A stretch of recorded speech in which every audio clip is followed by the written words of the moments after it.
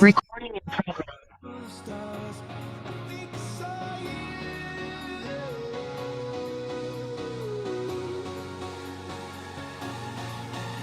Happy Tuesday, everyone. Welcome to another underwriting Zoom. We'll get started shortly.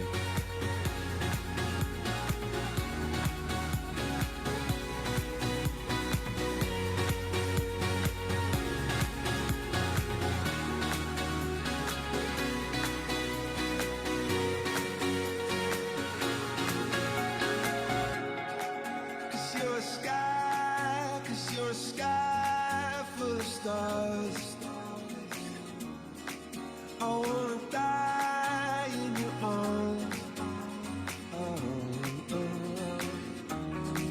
Cause you get lighter the more it gets dark. I'm gonna give you my heart.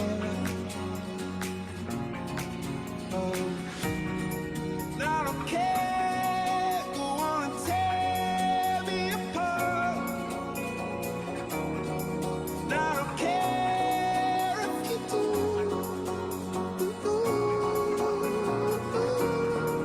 Cause in a sky full of stars, I think I see you.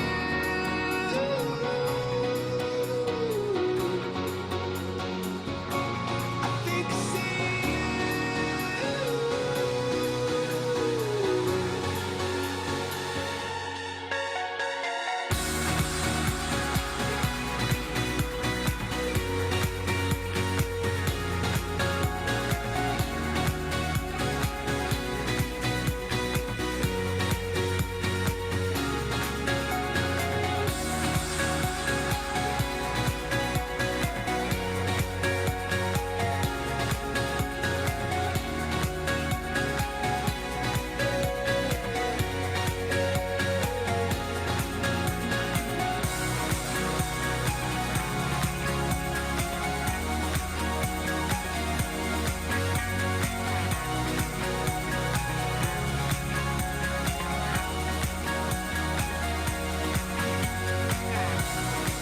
You're a sky full of stars.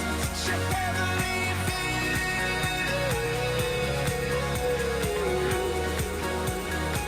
You're such a heavenly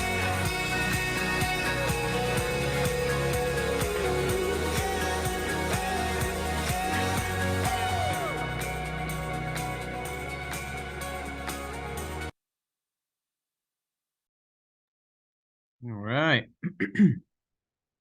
Welcome, guys, to another Napkin Underwriting Zoom. Unfortunately, I won't have my sidekick tonight, but that's what I get for having missed out the last couple of ones. So I may not have met some of you. I see some new faces. So that's great. Great to have you guys on here. If you're new here, or if this is your first time here, put a 1 in the chat. I know I've seen a few of you. Just kind of want to get to know kind of what the audience looks like today. Or raise your hand, do a gesture, something if it's your first time. All right, looks like several of you have been here, or all of you have been here before, which is great. So you kind of know what this is about. This is, as it says on here, it's a multifamily napkin underwriting Zoom. And what we try to do is just kind of show you how to quickly underwrite a deal to see if it's worth it, see if it's worth exploring, getting deeper into it. And we're going to do just that tonight. What I'd like to know and see is if anybody has a deal that we could do that with. I would love to get to that point.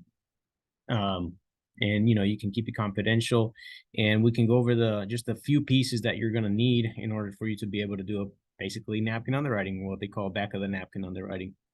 Just a few small steps. We have a calculator that we use, but tonight I'm going to show you how to do it even quicker. If you're just kind of standing there and you hear a few numbers, you can throw a couple things into a calculator and say, okay, this could have some legs, or yeah, get this out of my face, kind of thing. So, but before we get to that, just wanted to kind of hear from you all.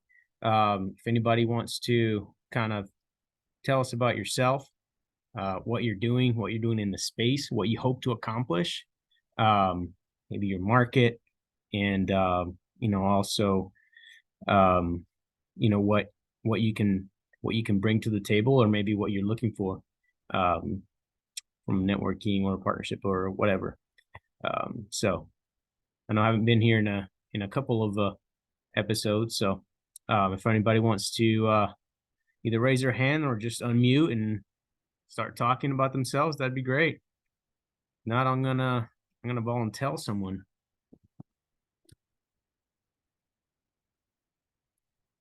Anyone? Everybody at once. Well, I guess before we do, go ahead, Tanya. Go for it. Welcome. Hi, thank you. So this is not the first time I've been here, but it's been a while. All I right. would say a few months it's been. I kind of exited the space for a while, and now I'm kind of back in it. Looking to GP my first deal, hopefully in the next few months. I actually just got finished LPing on a couple of deals, Great. and now I am a part of a couple of mentor programs, one that's specific in underwriting and one that's specific in raising capital. Um, Wonderful. Wonderful. yeah, so I knew that I definitely wanted to come back and jump on here again just to freshen things up a bit since it's been a while. I'm currently in the Dallas, DFW really areas, as well as Tampa, St. Pete. I kind of bounce back and forth between those two markets for Hot work and market. family. So yeah, very hot markets. Um, and I lived in both of those markets for a while. Awesome. Um, yeah, so right now I am looking to build my underwriting skills, network, raise capital, become better at raising capital.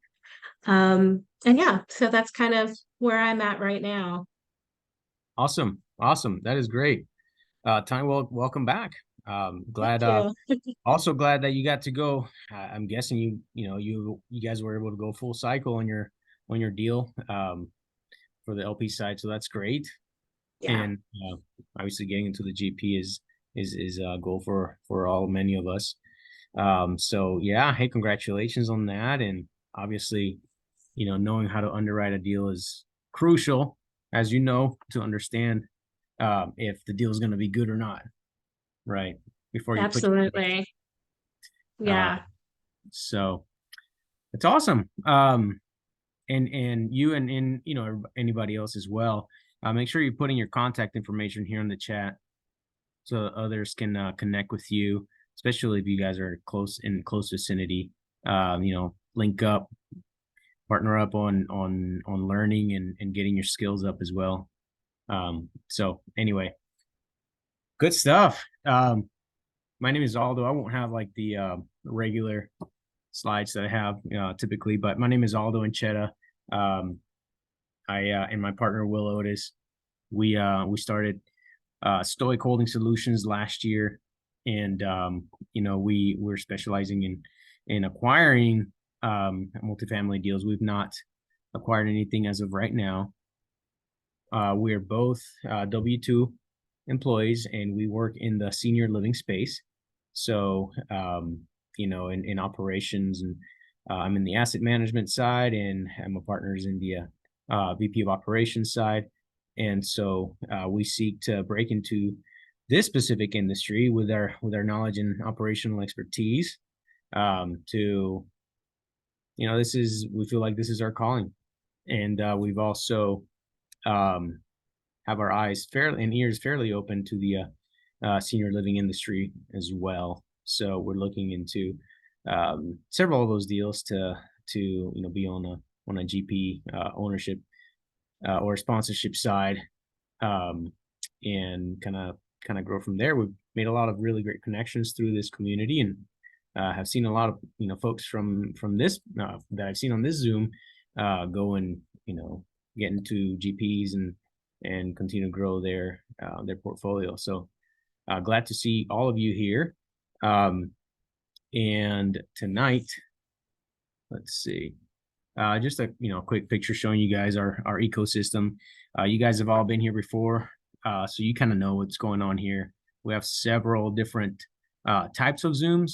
Most of them are educational, and they happen on Monday, Tuesday, and Wednesdays.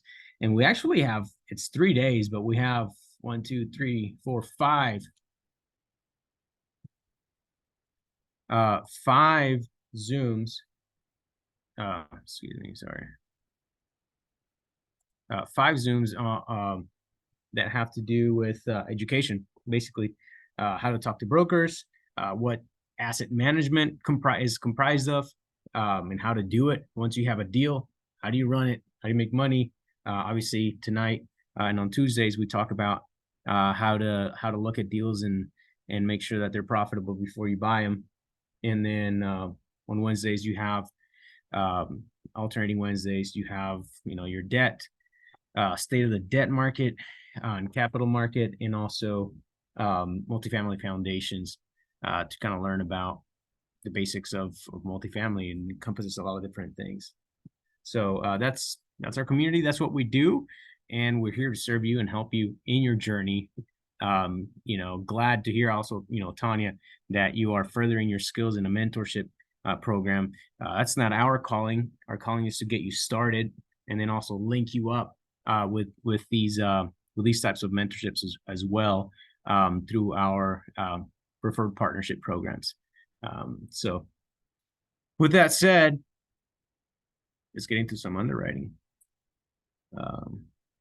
So let's see if we can kind of do a little something here. Okay.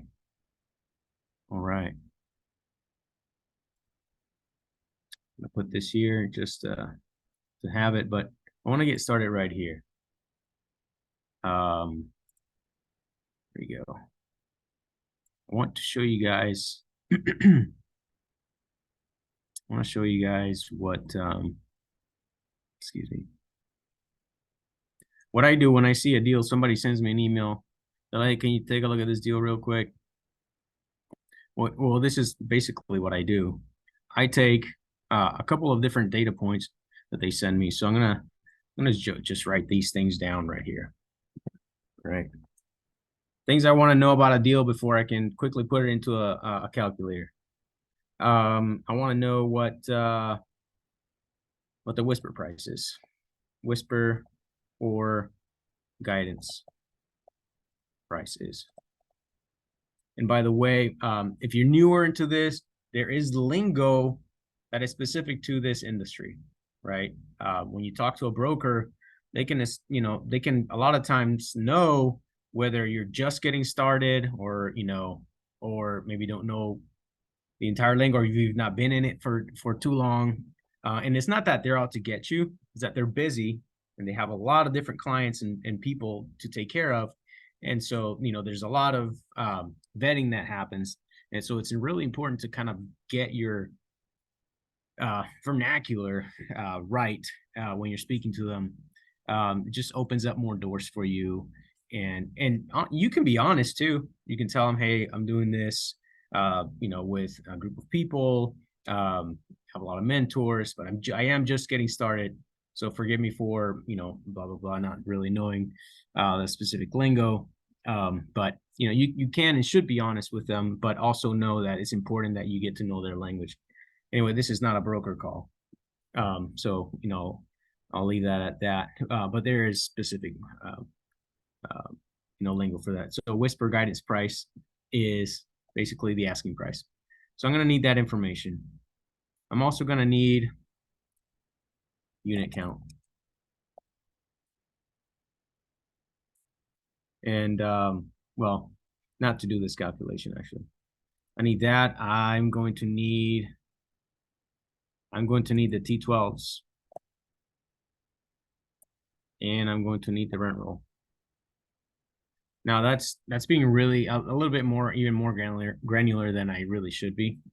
But I'll show you why this can be important if you want to even dig a little bit deeper in your super quick underwriting. Flip the big one out, your NOI, your net operating income, right? And so what I'm seeking to do here is, with the information given, I want to figure out if this asset, property, deal, whatever, is overpriced, or if it's close to a range where I can afford it, right? Or where it needs to be, right? And there's plenty of factors that would play into where it needs to be is, right? There are several different factors, not the least of which is your market cap rates, and we can go over that here in just a second. Your market cap rates, the state of the debt market, the cost of debt, huge implications for this. Whether the seller is open to seller financing, or your ability to assume the loan is there. And yeah, those are the big ones. There's a few more, but those are the big ones. And so these are the things that I want to know. Okay, so let's say that, we have well, it is important to know the unit count, actually, so that you can kind of have an idea in your head as to the size of this asset. Okay, so let's say that you have let's get a little bit on the like medium-ish, smallish side. Let's see. Let's do, this is a 70 unit. Let's say this is a 70 unit.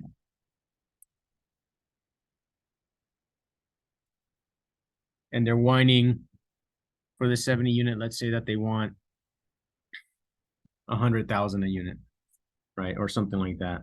And they're seeking to get something like that. I'm just putting this out there. I don't know.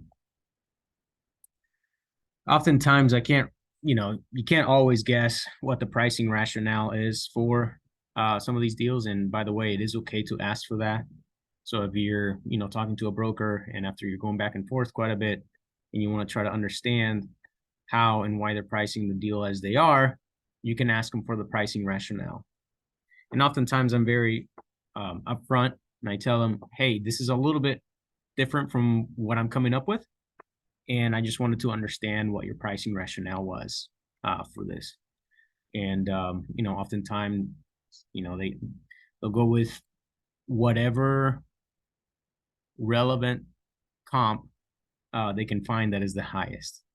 And so recently they've been, kind of using the, other buildings have sold for this in the last X amount of months. Well, that one was actually really big and, well, fairly valid in the first and second quarter of this year. Not really so much anymore. Things have not really been selling at the rate and at the pricing that they were being sold back in Q4 2022 and before the last several quarters before that. So anyway, just a little side note on understanding how people price things. And let's say that on your NOI from a 70 unit is, let's see, just for kicks and giggles, I'm going to do this quick calculation here. So you have 70 units and you're renting them for, say, 800 a unit. Call it 1,000. 70 times 900. Times 12. Say you're operating at 95%. 90% times 90% times 50% expense ratio or whatever. Let's call it 45. I'm using a lot of different words here. Say it's through $6,000. Say that. Now,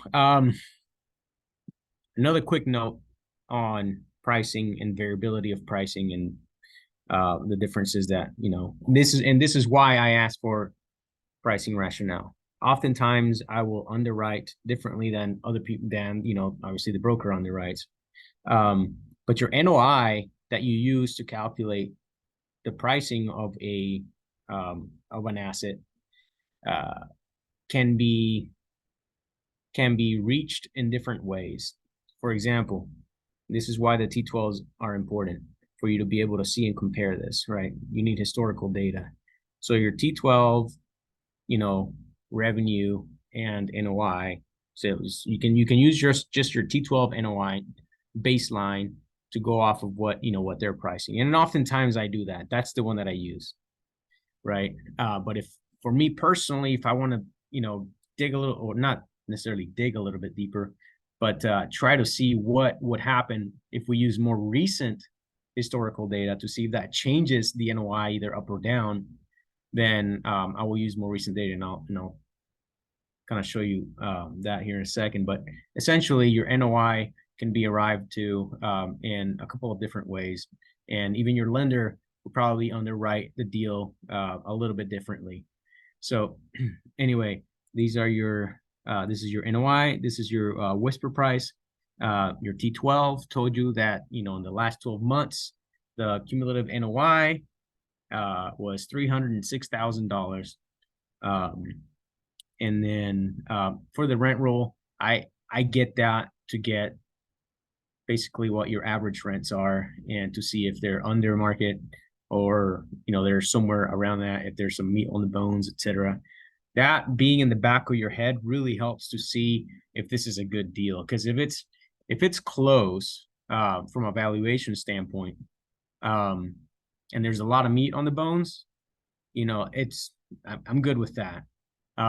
Even if I'm paying a little bit more. But if it's close and it's a slim, like there's little growth, I don't like that very much, because it's too much risk for not enough reward, essentially, into the future. All right, so what do I do now? Okay, so you have your whisper price and you have your NOI from talking to the broker and getting these data. So what do you do here? Okay, you could do it two ways, or you can do two different things to see kind of where you could be. Let's say that this is in a, I don't know. Well, so I'm gonna write these other things down that are good to go. Good to know. Asset class, market class. All right, you need to know where this thing's located and what type of asset it is, right? So is it a B, or C class asset, just generally speaking? Is it fairly new, really nice, high rents, or is it a little bit older, 60s, maybe 70s, 80s, and it serves maybe a different population? Right, they're all going to have different cap rates associated with them.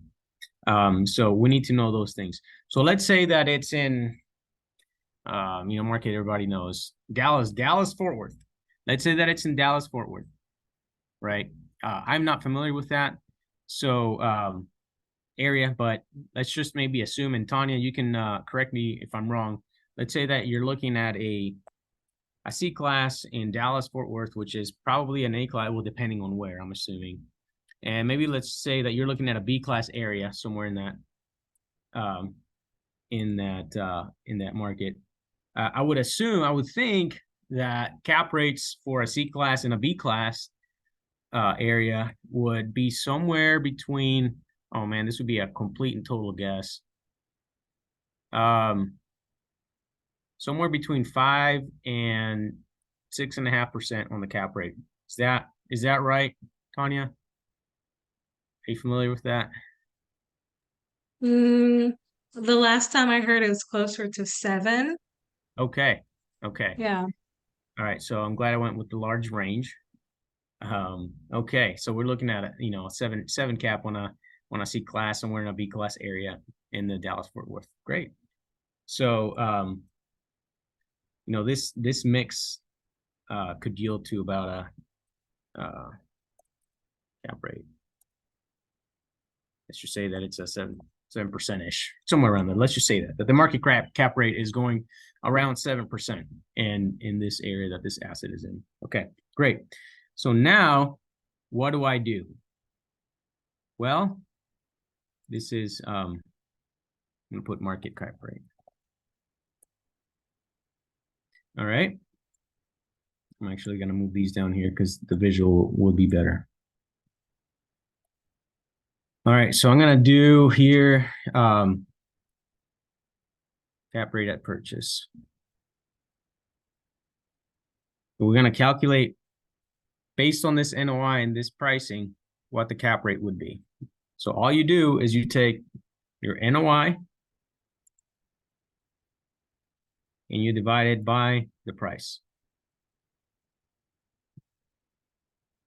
Okay, as you can see, right off the bat, we're looking at a 4.37% cap rate. Now, this is totally made up, right? This may not exist at all. Well, there might be, though, there might be some people crazy enough to think that their assets are worth this much at this time. So anyway, so again, so cap rate, right? What is your cap rate? Your cap rate is your capitalization rate. Basically, if you borrowed no money and you bought this thing cash, your returns would be $306,000 from this purchase because you invested $7 million. Your returns of $306,000 a year would be 4.37%, right? Now you would have a plan to see if, you know, or see if there could be a plan to increase your NOI and thereby increasing your valuation, you know, further down the road. But as it stands right now, we're looking at a 4.37 cap. So what I would do is I would then take these same numbers right here, this pricing and this NOI, and I would completely just forget about that guidance price. And I'm going to come down here and say, what is my valuation? So here's what I'm going to do now. I'm going to take the actual performance over the last 12 months of this asset, which is $306,000. And I'm going to divide it by the market cap rate, right? Okay. Now, why do we divide it by the market cap rate and as opposed to multiplying it, right? We divide the cap rate because, you know, algebraically speaking, it's the inverse of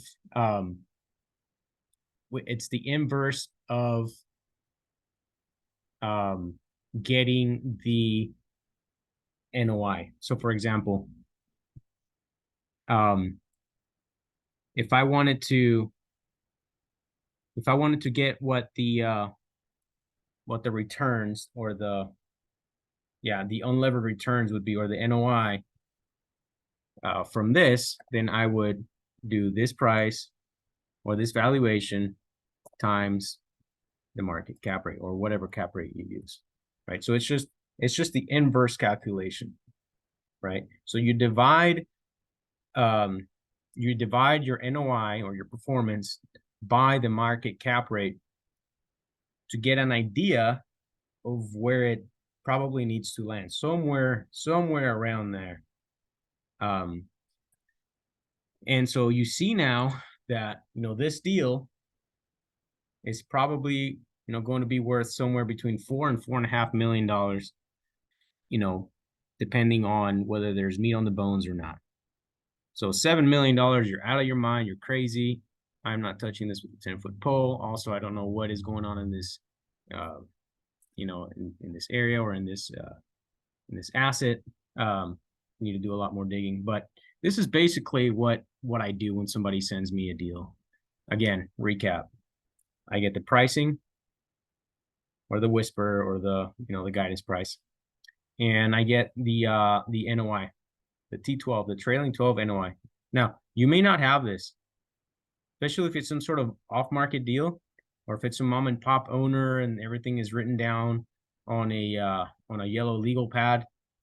You may need to do a little bit more digging for that, but you want to get the performance, right? That NOI, and then you divide the NOI. I would divide the NOI by the market cap rate to try to see what I think it would be worth.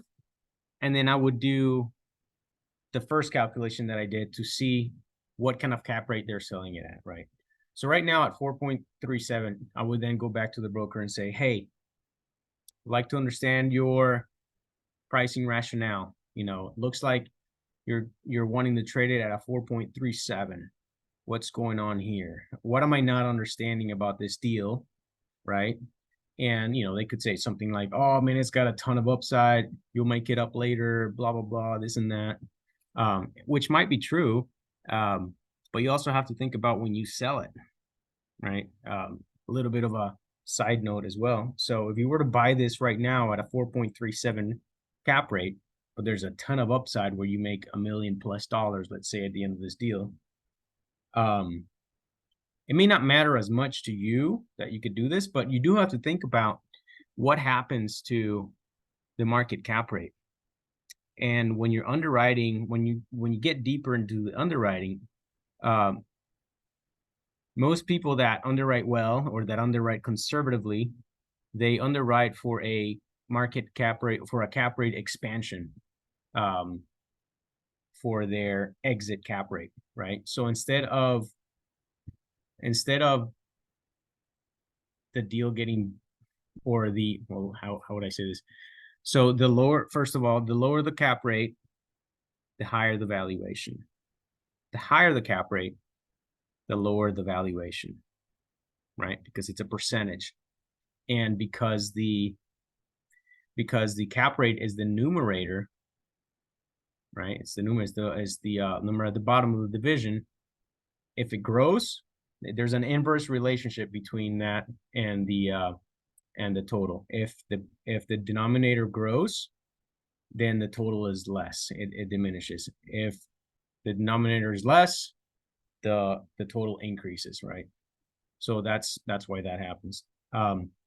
Anyhow, you would budget or underwrite for a cap rate. For example, if I bought it at 4.37, I would probably actually underwrite something like a 6.5, maybe 7, or even 7.5. Most people underwrite off of the market cap rate, right? If the market cap rate right now is at 7%, I would underwrite, depending on how many years I hold it, somewhere between 7.5 and 8 on the exit cap rate, right? For you to be a little bit more conservative. So the question could arise, all right, so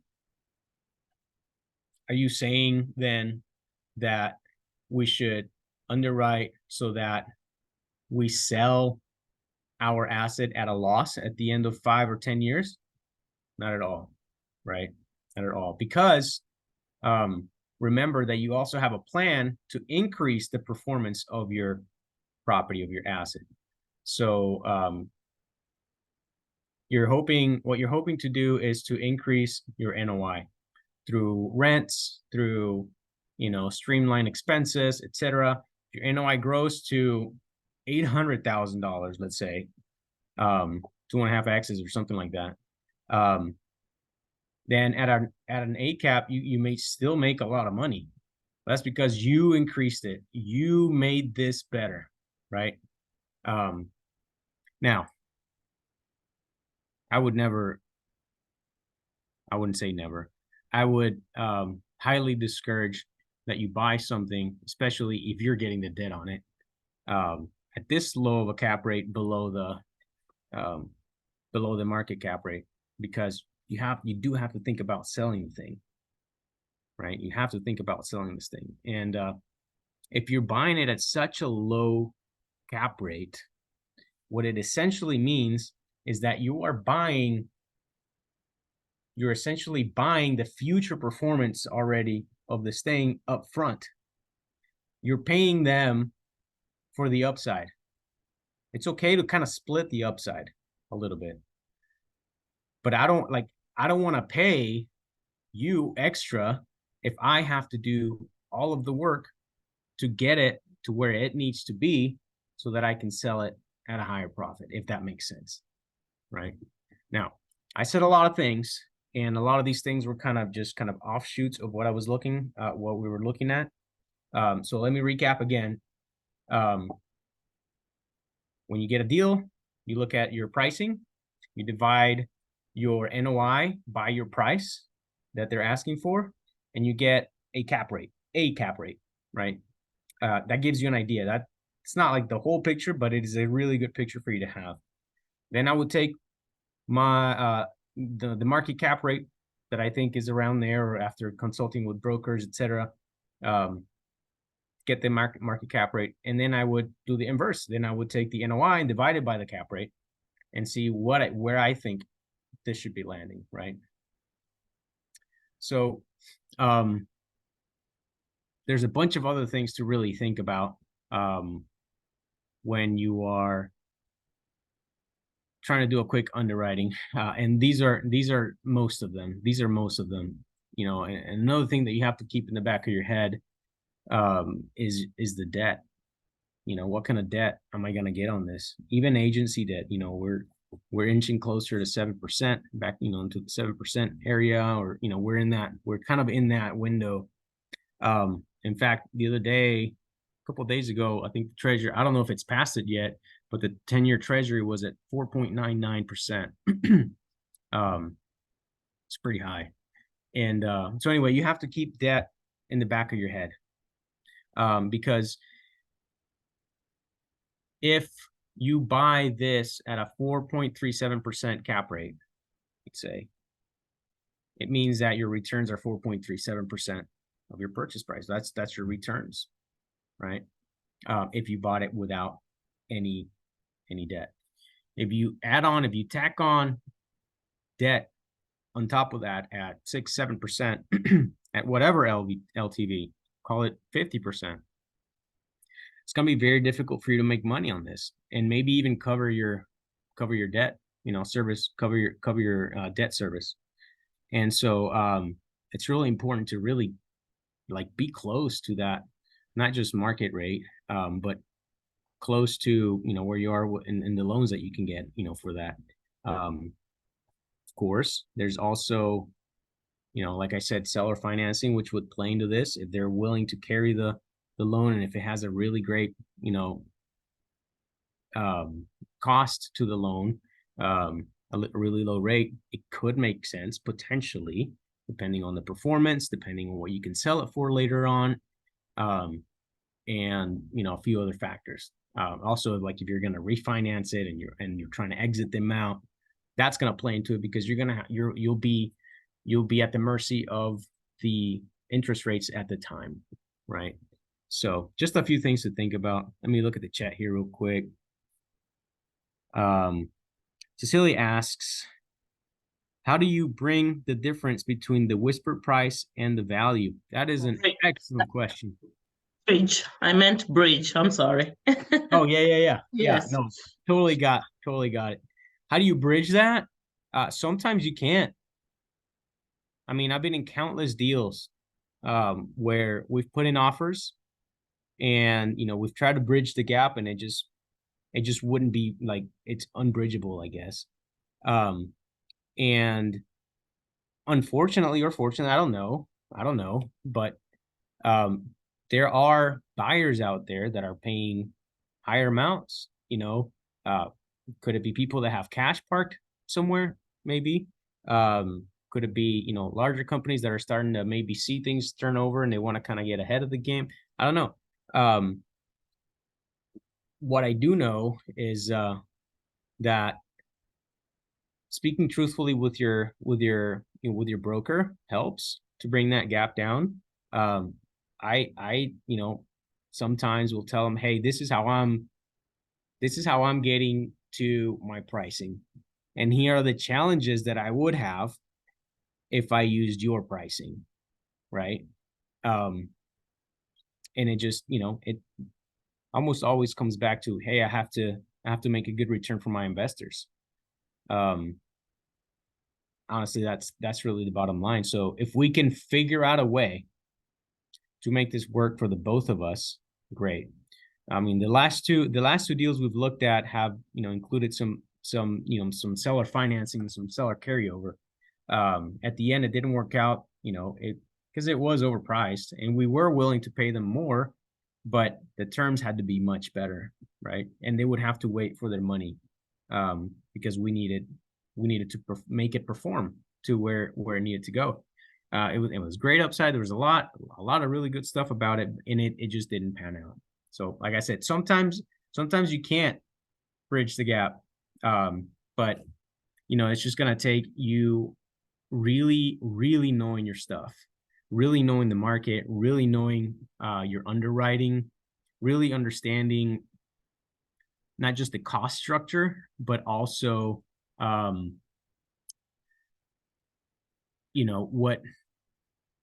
what cost per unit would be in that area, and what your rents could be, and all of these factors for you to really know, so you can spit them out at the broker and just kind of try to negotiate from there. I know that was like super vague and not that straight, but oftentimes that's how it is in the industry, right? There's a lot of it depends. Was that somewhat helpful, Cecilia?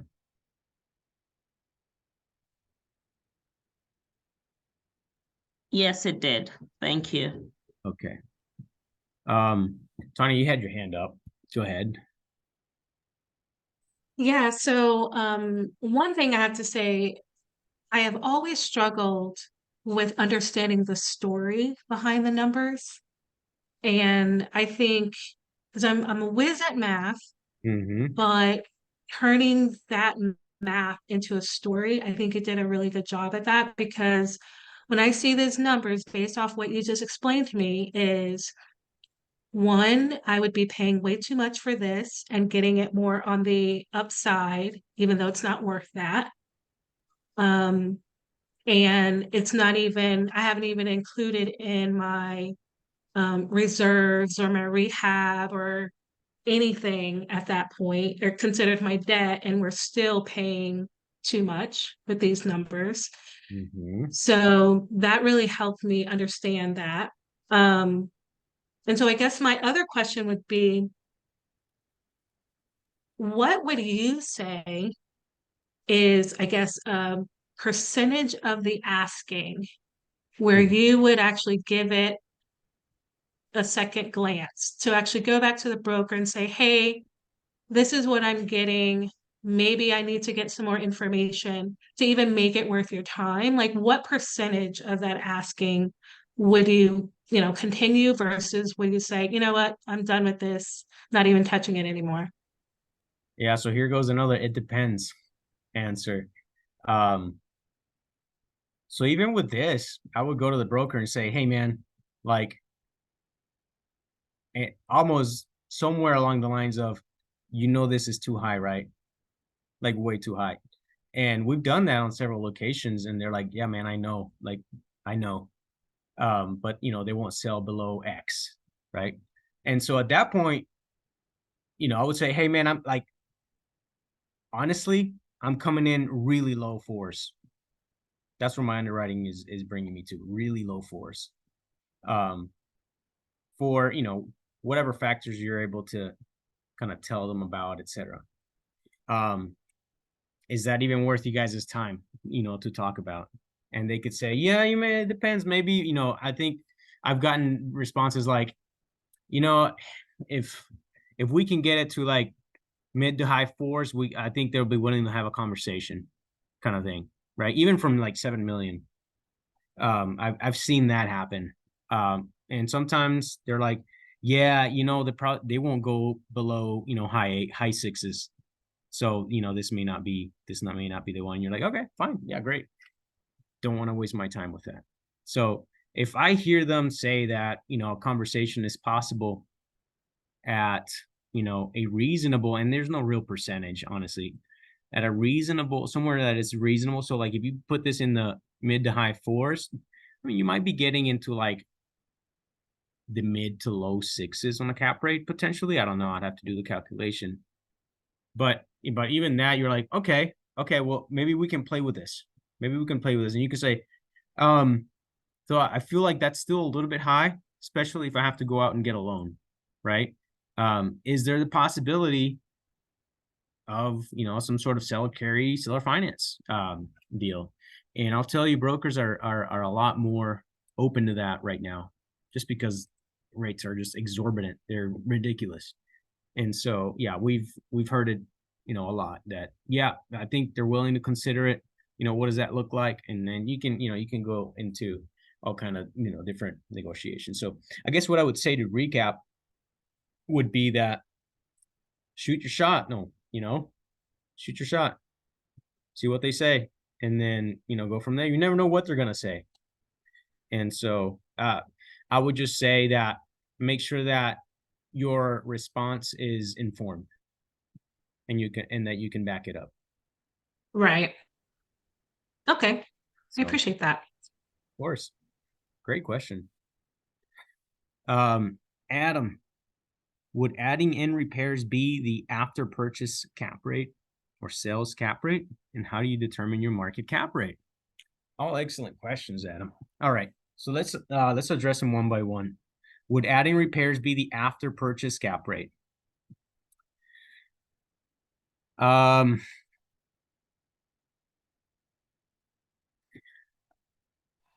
So I'm trying to bring all the nuances of the accounting and underwriting, and try to simplify them.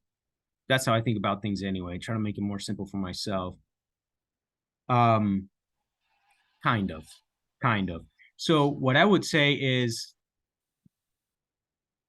in this exercise specifically, where all I have is, or all I want to use is the whisper price and the NOI, I'm going to stick with that. I'm not even going to touch the repairs, right?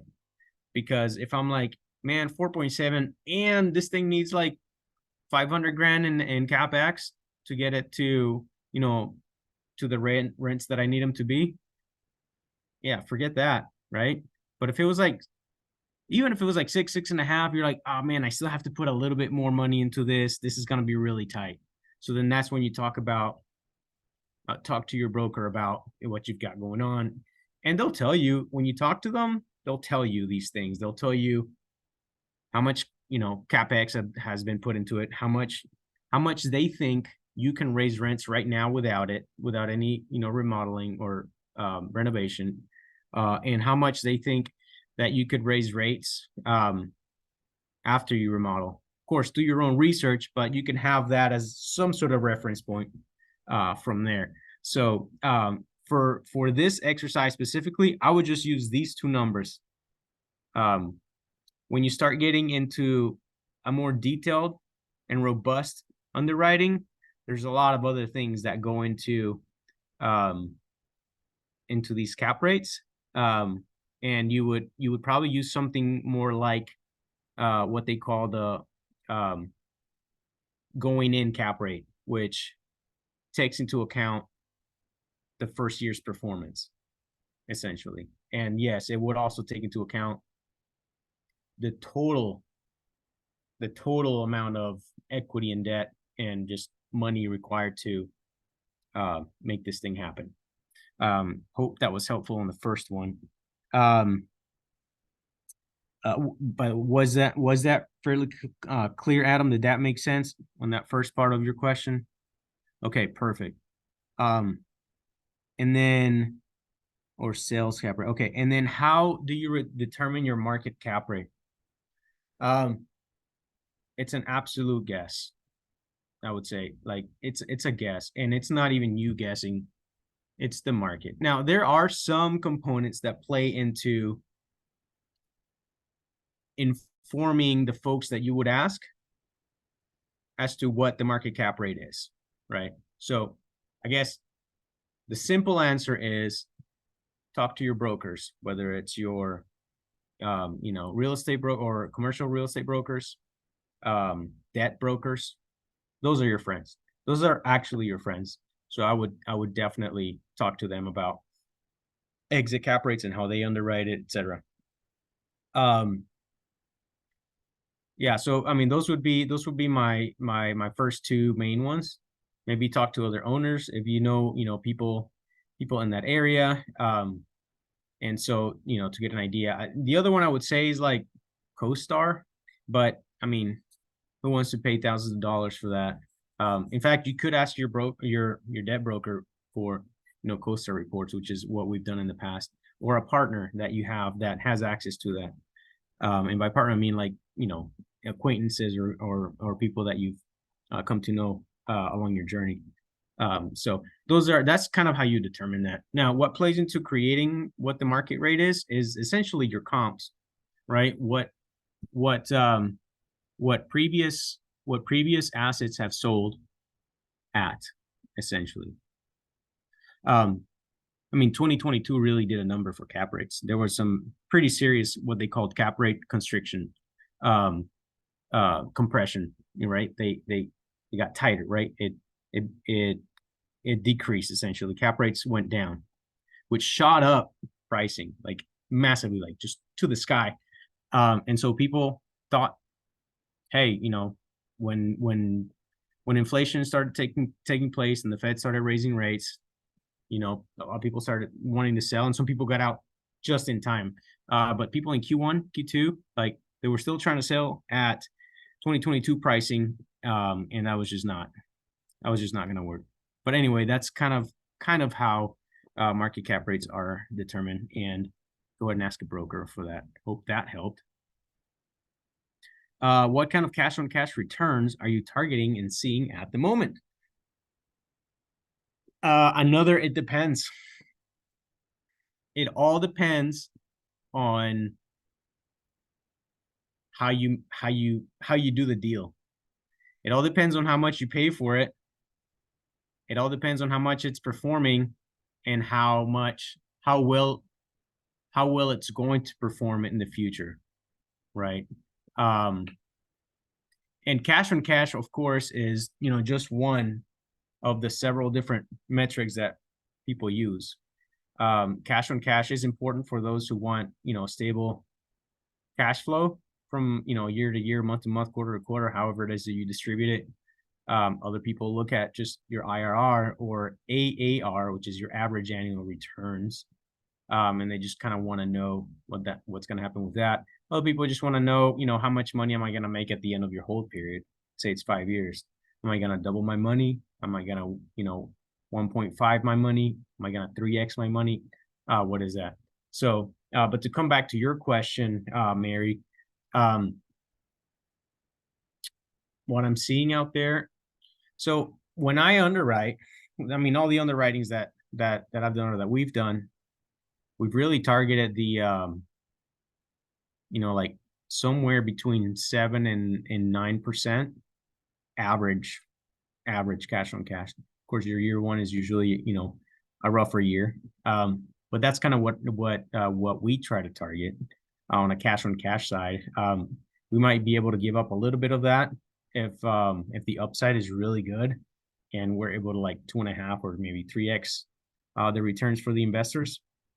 But also another thing that plays into all of this is, if you're talking syndication, how are you splitting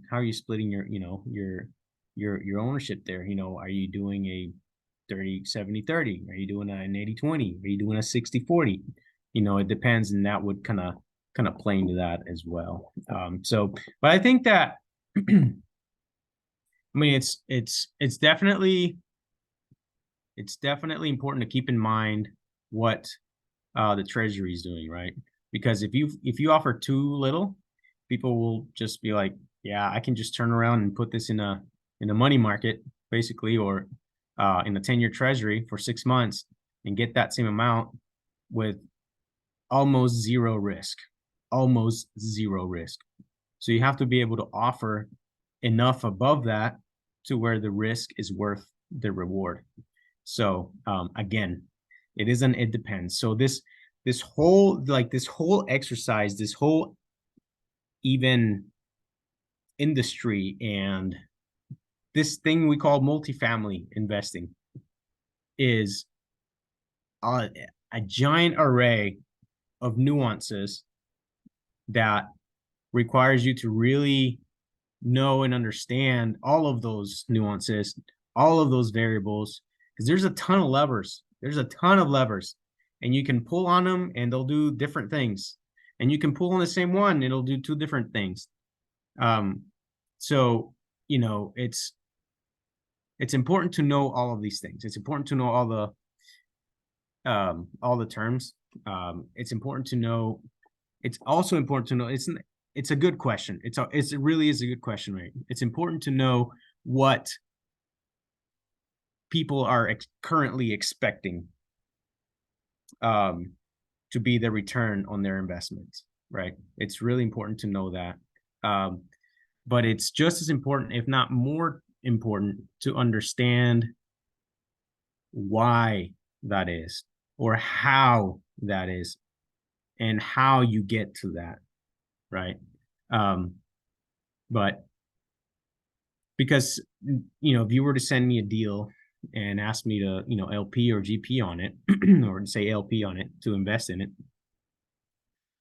I'm going to take your underwriting and I'm going to tear it apart. Personally, I am, because you know, that's what I do. I underwrite.